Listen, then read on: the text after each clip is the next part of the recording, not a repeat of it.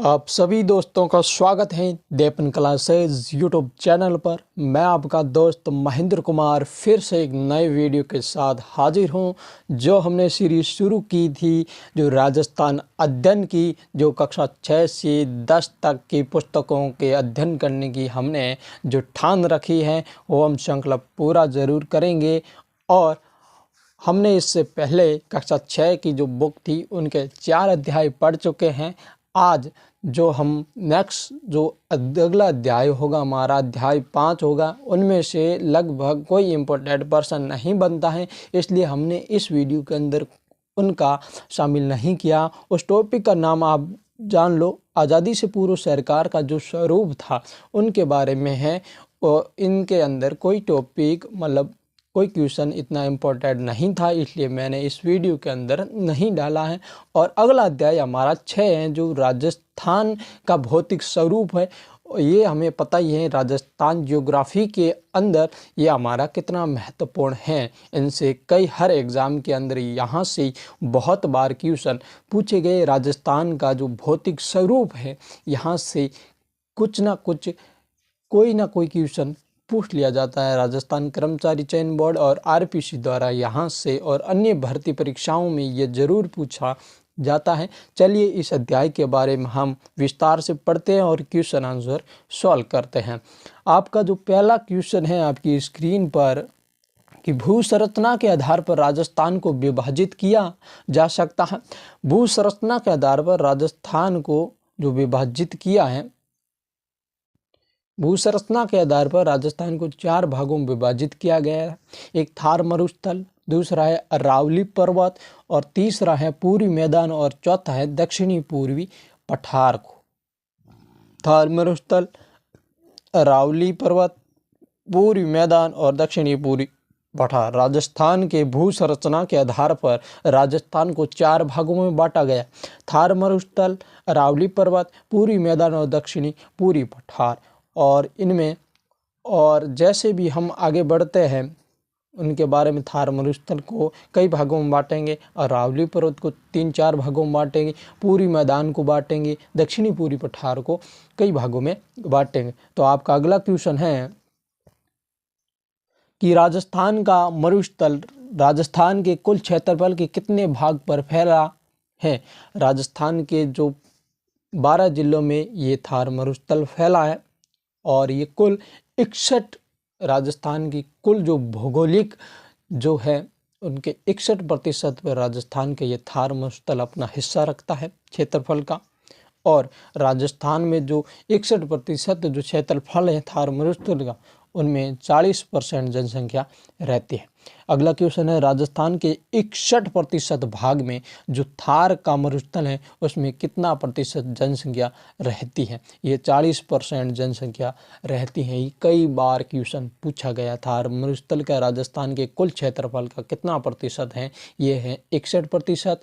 और जो जनसंख्या है, वो जनसंख्या अपने 40% यहाँ पर निवास करती है। अगला क्वेश्चन आपकी स्क्रीन पर, विश्व का सबसे धनी मरुस्थल कौन सा है। विश्व का सबसे धनी मरुस्थल है ये थार का मरुस्थल कहलाता है। राजस्थान का थार का मरुस्थल ये धनी मरुस्थल कहलाता है, विश्व का सबसे धनी मरुस्थल। और विश्व का सबसे बड़ा मरुस्थल है वो सहारा मरुस्थल है। कौन सा है? सहारा मरुस्थल।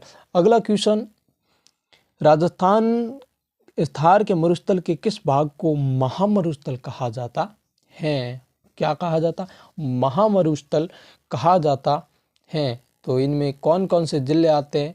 ये आ जाता है बाड़मेर, जैसलमेर और बीकानेर के रेतीले मरुस्थल को ये महामरुस्थल के नाम से जाना जाता है। एक बार यह भी क्वेश्चन पूछा गया, महामरुस्थल के अंदर कौन कौन से जिले आते हैं। तो ये बीकानेर, बाड़मेर और जैसलमेर, ये तीनों जिलों महामरुस्थल के अंदर गिने जाते हैं। अगला क्वेश्चन, कि किसी स्थानीय भाषा में धोरे कहा जाता है। ये किसे स्थानीय भाषा में धोरे कहा जाता है? एक ये थार मरुस्थल को 2 भागों में बांटा गया, एक बालू का स्तूप युक्त क्षेत्र, एक है बालू का स्तूप मुक्त क्षेत्र। ये स्थानीय भाषा में धोरे कहा जाता है। ये जो रेत के टीले होते हैं स्थानीय भाषा में उसे दोहरे कहते हैं, जिसे बालू का स्तूप कहा जाता है। इन्हें भौगोलिक दृष्टि से देखा जाए, इनकी भौगोलिक जो ये नेम होते हैं, बालू का स्तूप, जिसे हम स्थानीय भाषा में धोरे या रेत के टीले कहते हैं, उसे बालू का स्तूप कहते हैं। अगला क्वेश्चन, राजस्थान के मरुस्थल को कितने भागों में बांटा जा सकता है? राजस्थान के मरुस्थल को कई भागों में बांटा जा सकता है। ये मुख्यतः 5 प्रकार के हैं। वैसे इनको ही 4 प्रकार में बांटा गया, पर इस बुक के अंदर 5 प्रकार के दिए हुए। एक तो मरुभूमि, जो महामरुस्थल के नाम से जानी जाती है। दूसरा घग्गर का मैदानी भाग, और तीसरा अर्धमरुस्थलीय भाग, और चौथा नागौर की उच्च भूमि, और अंत प्रवाही प्रदेश। कौन से? ये 5 हो गए अंत प्रवाही प्रदेश। 8वां क्वेश्चन है कि अरावली में, राजस्थान में अरावली का विस्तार है। अरावली का विस्तार है, ये 20 2024 के अंदर ये प्रश्न पूछा गया। राजस्थान में अरावली का विस्तार है। ये क्वेश्चन हूब यहाँ से आया है कि दक्षिण पश्चिम से पूर्व उत्तर पूर्व दिशा में ये राजस्थान की अरावली का विस्तार है। दक्षिण पश्चिम से उत्तर पूर्व की ओर, दक्षिण पश्चिम और उत्तर पूर्व से है। कहाँ से? उत्तर पूर्व से। अब यह देखो कि दक्षिण पश्चिम, ये होगी दक्षिण पश्चिम, और यहाँ पर आपकी मैं बताता हूँ किस प्रकार ये अरावली का विस्तार है दक्षिण पश्चिम से। तो ये हो गया दक्षिण पश्चिम, और ये उत्तर पश्चिम, उत्तर पूर्व। तो ये है अरावली पर्वत का विस्तार। देख लो, ये एक बार पूछा गया है 20 2024 के अंदर। ये अरावली पर्वतमाला राजस्थान में, उसका विस्तार किस तरफ है? ये दक्षिण पश्चिम से लेकर उत्तर पूर्व तक इनका विस्तार है। अगला क्वेश्चन कि राजस्थान के कुल क्षेत्रफल का कितना प्रतिशत भाग अरावली का है? ये अरावली जो राजस्थान के कितने प्रतिशत भाग पर अरावली का भाग है? ये 9% ये भाग है, ये अरावली का है। कितने प्रतिशत? 9% भाग अरावली का है। अगला क्वेश्चन, अरावली का विस्तार कहाँ से कहाँ तक है? अरावली का विस्तार ये पूर्णतः गुजरात के खेड़बरा से लेकर दिल्ली की रायशान तक। ये रायशान पहाड़ी दिल्ली के अंदर है, और उस पर राष्ट्रपति भवन है। रायशान पहाड़ी पर कौन सा भवन है? राष्ट्रपति भवन है। अगला क्वेश्चन, अरावली पर्वतमाला की कुल लंबाई कितनी है? अरावली पर्वतमाला की कुल लंबाई कितनी है? इसकी है 792 किलोमीटर। ये पूर्णतः अरावली पर्वतमाला की लंबाई है, जो गुजरात की खेड़बरा से लेकर दिल्ली की रायशान तक जाती है, 792 किलोमीटर।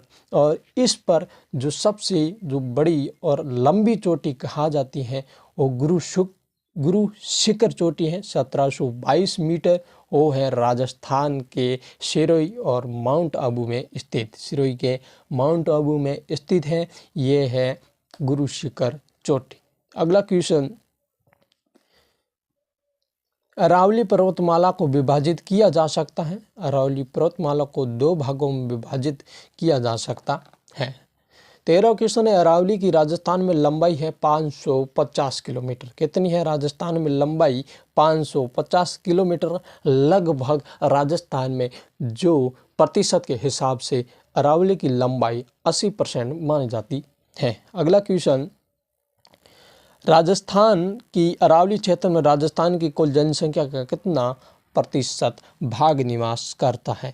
क्षेत्रफल की माने तो 9% राजस्थान के कुल क्षेत्रफल का 9% हिस्सा अरावली मानी जाती है, और जो जनसंख्या की दृष्टि से 10% यहाँ अरावली के आसपास या अरावली के अंदर 10% जनसंख्या रहती है।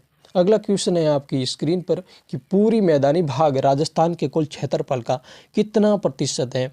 ये पूरी मैदानी भाग ये 23% ये क्षेत्रफल है, और यहाँ पर जो जनसंख्या निवास करती है 40% करती है।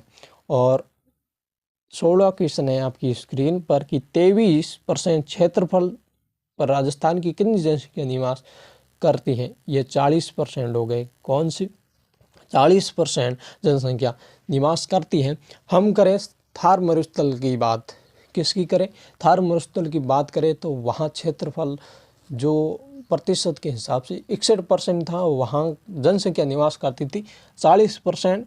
और जो हमने बात की थी अब अरावली पर्वत की, जिनका क्षेत्रफल 9% राजस्थान में मायने रखता है और वहाँ पर जनसंख्या निवास करती 10%। और यहाँ पूरी मैदान के अंदर क्षेत्रफल तो कम है पर जनसंख्या सर्वाधिक है, 23% जो क्षेत्रफल है और जनसंख्या 40%। राजस्थान की कुल जनसंख्या में से 40% जनसंख्या यहाँ पूरी मैदानों भाग में जो उपजाऊ भाग माना जाता यहाँ पर रहती है। अगला क्वेश्चन 17वां आपकी स्क्रीन पर कि किस क्षेत्र को बीहड़ भूमि या डांग भूमि के नाम से जाना जाता है? ये बीहड़ भूमि या डांग क्षेत्र ये कोटा से धौलपुर के आसपास का क्षेत्र है जो चंबल बीहड़ के नाम से जाना जाता है। कोटा से यहाँ धौलपुर के आसपास जो चंबल नदी के आसपास का जो क्षेत्र है वो बीहड़ या डांग क्षेत्र के नाम से जाना जाता है, जिसे डाकू क्षेत्र भी कहा जाता है। अगला क्वेश्चन है कि छप्पन का मैदान कहाँ पाया जाता है? छप्पन का मैदान राजस्थान के बांसवाड़ा प्रतापगढ़ जिले में जो माही और शाही उनकी सहायक नदियाँ हैं, सहायक नदियों द्वारा निर्मित मैदानी भाग को छप्पन का मैदान कहा जाता है। बांसवाड़ा प्रतापगढ़ जो जिले में माही और उनकी सहायक नदियों द्वारा जो मैदानी भाग बनाया जाता है उसे ही छप्पन का मैदान कहा जाता है। छप्पन का मैदान बांसवाड़ा प्रतापगढ़ की जो माही, वहाँ से निकलने वाली माही और उनकी सहायक नदियाँ हैं उनके द्वारा बनाए गए मैदान को ये छप्पन का मैदान कहा जाता है। अगला क्वेश्चन, राजस्थान के दक्षिणी पूर्वी पठारी भाग को किस नाम से जाना जाता? जो दक्षिण और पूर्व भाग में जो हिस्सा पठारी भाग है उसे किस नाम से जाना जाता? उसे हाड़ौती का पठार के नाम से जाना जाता है।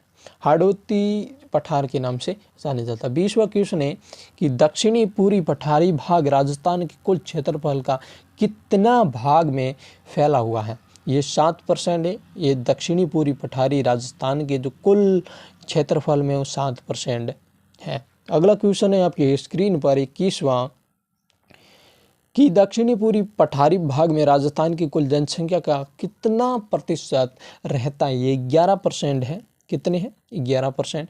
अगला क्वेश्चन 22वां, राजस्थान में कितने प्रकार की जलवायु परिस्थितियाँ उपलब्ध है? ये 5 प्रकार की जो जलवायु राजस्थान में उपलब्ध है। अगला क्वेश्चन 23वां, अरावली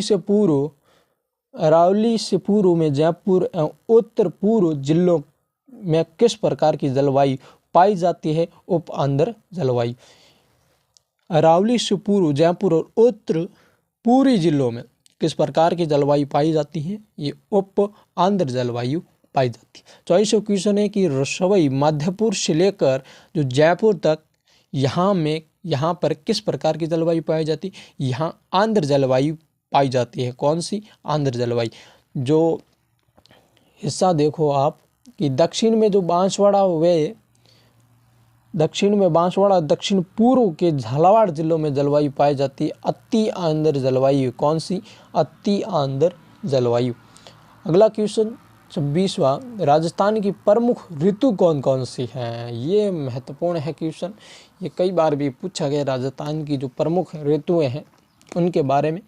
तो पहली ऋतु तो हमारी आ जाती है ग्रीष्म ऋतु, जो मार्च से शुरू होती है और जून तक ये खत्म। हमारी जो अगली ऋतु है वो है वर्षा ऋतु, जो जुलाई से सितंबर तक रहती है। उनके बाद शीत ऋतु आ जाती है, अक्टूबर से फरवरी तक ये रहती है और फिर वापस ग्रीष्म ऋतु आ जाती है। अगला क्वेश्चन आपकी स्क्रीन पर कि 27वां, राजस्थान में ग्रीष्म ऋतु में चलने वाली अत्यंत गर्म और धूल भरी हवाएं कहलाती हैं। ये राजस्थान में लू के नाम से जानी जाती हैं। ये प्रति किलोमीटर 100 किलोमीटर प्रति घंटे की रफ्तार से ये राजस्थान की लुएं चलती हैं। कितनी? प्रति 100 किलोमीटर प्रति घंटे की रफ्तार से राजस्थान की लुएं चलती हैं। और 28वां क्वेश्चन किस मानसून से राजस्थान में अधिक वर्षा होती है? Very important person. राजस्थान में जो सर्वाधिक वर्षा होती है वो किस मानसून से होती है? ये बंगाल की खाड़ी से होती है, या अरब सागर से होती है, या हिंद महासागर से होती है? मानसून से राजस्थान में जो सर्वाधिक वर्षा जो झालावाड़ से मानसून प्रवेश करता है, ये बंगाल की खाड़ी के मानसून से राजस्थान में सर्वाधिक वर्षा होती है। राजस्थान में जो मानसून प्रवेश करता हो झालावाड़ से करता है। अगला क्वेश्चन, दक्षिण राजस्थान में सर्वाधिक वर्षा किस मानसून से होती है? दक्षिण के अंदर राजस्थान में हमने बात की थी सर्वाधिक वर्षा की, तो बंगाल की खाड़ी के मानसून से राजस्थान में सर्वाधिक वर्षा होती है। और दक्षिणी राजस्थान में सर्वाधिक वर्षा ये होती है अरब सागर से। किससे होती है? अरब सागर से। अगला क्वेश्चन, राजस्थान का सर्वाधिक आंध्र जिला कौन सा है? एकदम कूल जहाँ पर वर्षा होती है दादा, वो है झालावाड़ जिला। कौन सा है? झालावाड़, जहाँ से 100 सेंटीमीटर से ज़्यादा यहाँ पर वर्षा पाई जाती है और यहीं से मानसून प्रवेश करता है राजस्थान के अंदर। एक 30वां क्वेश्चन है कि राजस्थान का सबसे कम वर्षा वाला जिला कौन सा है? ये जैसलमेर है।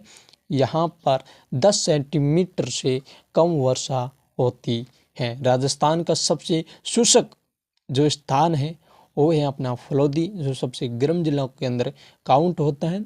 अब नए ज़िले की श्रेणी में आ चुका है उन्होंने। तो यहाँ पर जो गर्म जिला की बात करें तो अब फलोदी आएगा। अगला क्वेश्चन जो 32वां क्वेश्चन आप स्क्रीन पर, कि राजस्थान में सर्वाधिक वर्षा वाला स्थान कौन सा? यहाँ पर जो सर्वाधिक वर्षा होती है वो स्थान कौन सा? जहाँ पर ये माउंट आबू में होती 150 सेंटीमीटर से ज़्यादा। अगर जिले की बात करें तो हमें झालावाड़ से 100 सेंटीमीटर से ज़्यादा होती यहाँ पर वर्षा। अगर स्थान की बात करें तो ये माउंट आबू क्या होगा? माउंट आबू में 150 सेंटीमीटर से ज़्यादा वर्षा होती है। और जो भारत में शीत ऋतु में होने वाली वर्षा कहलाती है। भारत में जो शीत ऋतु में वर्षा होती है उसे मावड़ कहते हैं। क्या कहते हैं? मावड़। और जिस फसल को यहाँ सर्दियों में जो बारिश होती है शीत ऋतु के अंदर, सर्दियों के अंदर, उसे मावड़ कहते हैं। और मावड़ वर्षा के अंदर जिसे सर्वाधिक लाभ होता है वो गेहूँ की फसल को होता है। किस फसल को होता है? ये गेहूँ की फसल को लाभ होता है। 34वां क्वेश्चन है कि शीत ऋतु में होने वाली वर्षा किससे होती है? ये किससे होती है? ये पश्चिमी विक्षोभ से होती है। कहाँ से? पश्चिमी विक्षोभ से ये जो मावड़ की वर्षा होती है ये होती है। मावड़ किस फसल के सर्वाधिक उपयुक्त है? यानी सर्वाधिक लाभदायक किस फसल के लिए ये मावड़ वर्षा होती है? तो ये होती है अपने गेहूँ के लिए। किसके लिए? गेहूँ के लिए। आज का हमारा ये अध्याय समाप्त हुआ। जो हमने ये टॉपिक राजस्थान का भौतिक स्वरूप कक्षा 6 की जो बुक थी उनका ये हम उनके अंदर टॉपिक दिया हुआ अध्याय 6 के बारे में हमने चर्चा की है। तो इनके अंदर लगभग 35 क्वेश्चन थे जो हमने बेहतर ढंग से हमने चर्चा की। और अगला हमारा जो अध्याय होगा जल संसाधन एवं संरक्षण का, वो हम पढ़ेंगे। और हमारे इस वीडियो को लाइक और सब्सक्राइब ज़रूर करें। हमारे इस चैनल को आगे से आगे शेयर करें। और आप नए हैं तो इस चैनल को सब्सक्राइब अवश्य करें। Thank you.